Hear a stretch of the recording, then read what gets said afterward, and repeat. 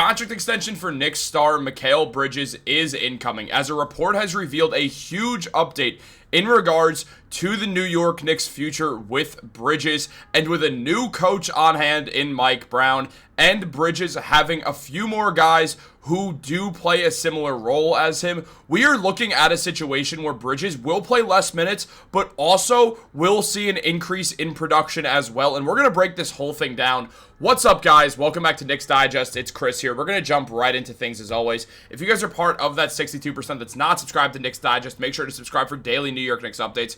We have a ton of videos coming out. We've got a bunch of great stuff for you guys that you do not want to miss out on. All that being said, let's jump into the video. There's a lot to go over. Mikal Bridges was a very solid player for the Knicks last year. Obviously, things were up and down, but come the playoffs, Bridges was a very, very good player for them. Bridges, in that span in the playoffs, put up 15.6 points per game, 4.5 rebounds, and 3 assists in the 18 games that the Knicks played in the playoffs. Now, the numbers don't jump out off the stat sheet. We do see that he got nearly 2 steals a game and got a block per game as well. Mikal struggled defensively with the Knicks throughout the regular season, but by the playoffs, the man was back to being that all-defensive level guy that he's known to be, and one of the reasons why the Knicks traded for him was to get another elite defender in Bridges who fit into this team perfectly. Now, there were ups and downs, there were growing pains, but a lot of that was sort of on Tom Thibodeau as well, and we're going to discuss that as time goes on and just discuss this whole Mike Brown thing as well in a little bit of its just entirety, because that does have an impact on Mikal Bridges and his future with the Knicks, of course, with Brown being the head coach, and Brown being a much better head coach for Bridges and just the Knicks as a whole instead of Thibodeau, as we'll get into that in one moment. But basically, we're going to jump right into the contract extension stuff, because that's what you guys are here for. Look, as revealed by Stefan Bondy very recently, the Knicks consider a contract extension for Mikal Bridges their highest priority for the rest of this offseason. Bridges is eligible to sign a 4-year extension worth up to $156 million after putting up a season where he averaged 17.6 points per game, 3 rebounds, and nearly 4 assists a night, getting 1 steal per game, shooting 42% on corner threes and 35% on threes throughout the season. Also, I should let it be known that he does take those half-court heaves as well, so his three-point percentage is a little bit skewered. Unlike most players who don't want to shoot it, Mikal has no qualms shooting it, because that's just the kind of guy he is, and Knicks fans should absolutely love that that's the way Mikal is. But when it comes down to Mikal Bridges, the season was certainly up and down. He had his moments. He also had the moments where things weren't good. He started really slow, and I mean, he got benched for the majority of the game against the Charlotte Hornets for Deuce McBride, and there was some actual concern where the Knicks may have made one of the worst trades in recent history. However, Bridges really changed the narrative of that after getting the steal and the block against Boston in back-to-back games, being the main catalyst defensively for why the Celtics blew 2 games in a row at home, and the Knicks would end up getting to the conference finals in that same time span. So, obviously, Bridges is someone who I don't necessarily want to say the trade was great for the Knicks in every sense of the word, because it does kind of take them out of some discussion with greater players now, for instance, the Giannis's of the world. However, at the same time, Bridges is a good fit on this Knicks team, and basically everything we've seen so far should excite us. I mean, in his final 20 games in the regular season, Bridges put up 19 points per game. He played 34.6 minutes, which is around what we'll see him play under Mike Brown, if not just a little less, and also got 5 assists and 3 rebounds. We saw him shoot 54% from the field, 37.5% from 3, and shoot 92% from the free throw line. So we saw Mikal really get things going, and it carried over into the playoffs. Mikal found his rhythm with the Knicks, and he didn't really look back, and that helped the team out a bunch going forwards, which is a huge thing for this Knicks team. It got him to be the 4th highest ranked player on the Knicks when it comes to NBA 2K26. Now, OG Anunoby's an 87, Mikal's an 86, and Jalen Brunson and Karl-Anthony Towns are both 93s. Brunson should be a 94, because considering the other players are 94s. But again, I already talked about that on a recent video, so you can go check that one out, because we don't need to really harp over 2K. We know 2K's washed up as a video game now. Everybody knows that.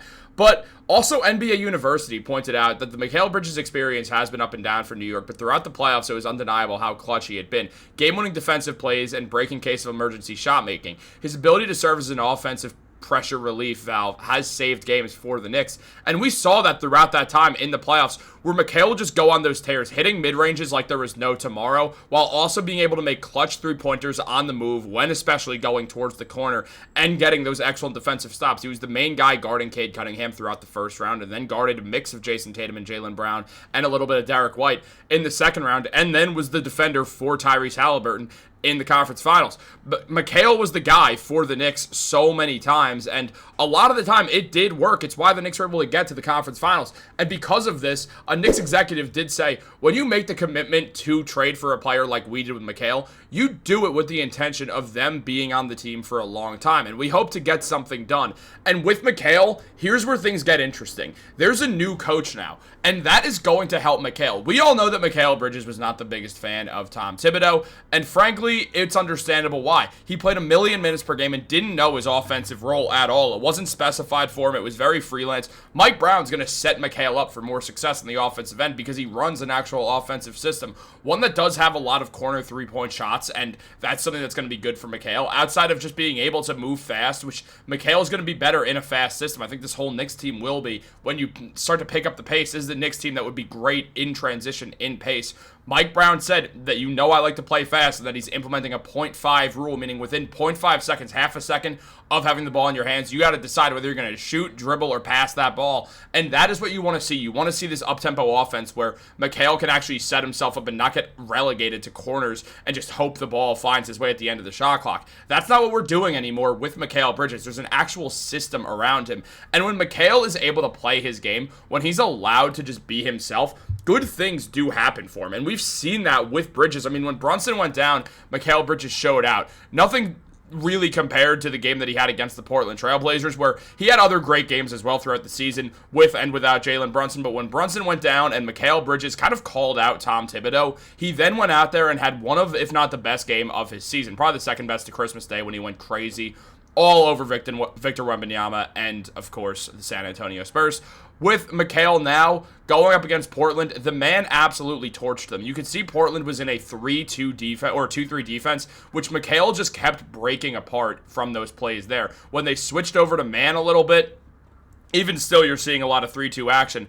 But same thing, Mikal was just able to cook them in whatever formation that he wanted. He was the lead scorer, the lead ball handler, and we saw that guy who was on the Brooklyn Nets and who had those games on the Phoenix Suns as well, except more of a hybrid, and it capped off with that shot right there where Mikal hit that buzzer beater. You saw him celebrate at the end, and it was truly a great moment for the Knicks. Now with Mike Brown, Mikal's going to be playing less minutes, but he's actually going to have a system around him, and that's something huge for Bridges going forwards. And he's going to be sharing the court a lot more with other guys who were there last year, but the minutes were not as staggered. It's going to be more staggered this year. Not with OG, as they're both going to be starting, but OG is going to be another guy out there who will evidently lead to maybe Mikal's minutes dropping a little bit. OG had a great season last year, putting up 18 points, 5 rebounds, and 2 assists per game, being one of the best defenders in the NBA with 1.5 steals and a block per game, shooting 37% from 3 and 37% from the corner 3 and 47% from the field in general. Josh Hart, who's likely coming off the bench for Mitchell Robinson this year, will have a lot of time subbing in for Mikal Bridges. And Josh last year put up 13.6 points, 9.6 rebounds, and 6 assists per game, shooting 52% from the field and 33% from 3. And then, of course, Deuce McBride, who, when Mikal's kind of playing that 2 guard, as long as he still is, which if Mitchell Robinson's starting, he definitely will be, Deuce will have time coming in for Mikal. Deuce last year put up 9.5 points and 3 assists with 2.5 rebounds, shot 41% from the field and 37% from 3 with 40% on those corner threes. So Deuce is someone who's also going to be able to replace Mikal, and their minutes are not going to be as crazy lopsided. We're going to see all these guys play closer to even minutes than we ever did with Tom Thibodeau, and I think that's going to be good for Mikal, so he's not burning out there playing 45 minutes a night on some random Tuesday in January. So I think because of that, we are going to see we are going to see Mikal have a better season, and I do think it's going to pay off for him when he's playing less minutes, because he's going to be able to do his thing more efficiently and not have to conserve energy because he's playing the whole game. What do you guys think? Do you want to see Mikal get that extension? 4 years, $156.1 million.